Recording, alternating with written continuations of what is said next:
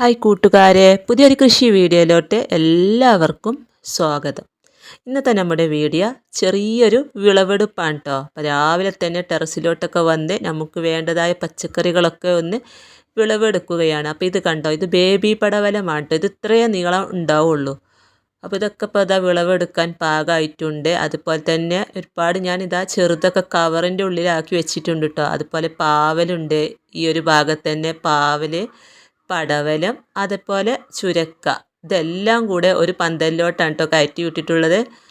അപ്പോൾ അത്യാവശ്യം പാകമായതൊക്കെ ഇന്ന് വിളവെടുക്കുന്നുണ്ട്. അതുപോലെ തന്നെ കായ്ച്ചൊക്കെ കുത്താതിരിക്കാൻ വേണ്ടിയിട്ട് ഇതുപോലെ കവറ് വെച്ച് പൊതിഞ്ഞ് വെച്ചിട്ടുണ്ട്.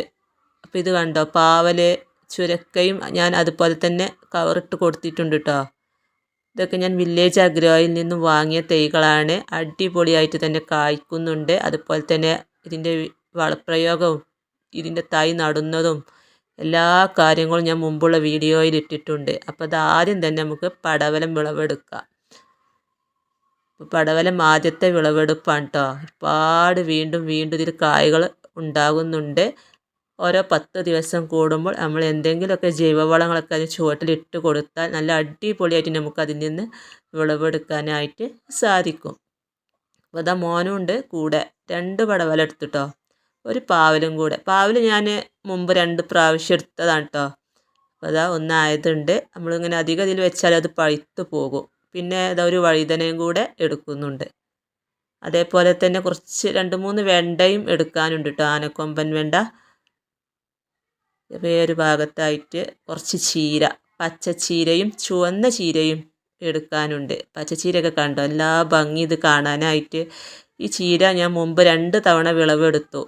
ചീര വിളവെടുക്കുമ്പോൾ ഇതുപോലെ ഇങ്ങനെ പകുതി അവിടെ വെച്ചതിന് ശേഷമാണ് വിളവെടുക്കുന്നത്. അങ്ങനെ നമ്മൾ പകുതി ഇതുപോലെ ഇങ്ങനെ മുറിച്ചെടുത്താൽ വീണ്ടും അതിൽ നിന്ന് പുതിയ തളിർപ്പുകളൊക്കെ വന്ന് നമുക്ക് ഇതുപോലെ വീണ്ടും വിളവെടുക്കാം.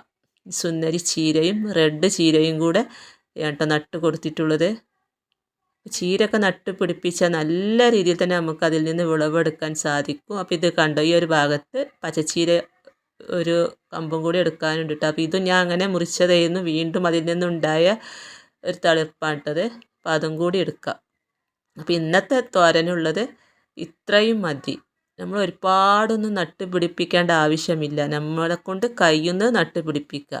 ഒരു വീട്ടിലേക്ക് അത്യാവശ്യം വേണ്ടതായ പച്ചമുളക്, വെണ്ട, വഴുതന, തക്കാളി, ഇതൊക്കെ ഒരു 3-4 ഗ്രോ ബാഗിലൊക്കെ നട്ട് പിടിപ്പിച്ച് കഴിഞ്ഞാൽ നമ്മുടെ അത്യാവശ്യങ്ങൾക്ക് നമുക്ക് വേഗം വന്ന് ഇതിൽ നിന്ന് എടുത്തു കൊണ്ട് പോകാം.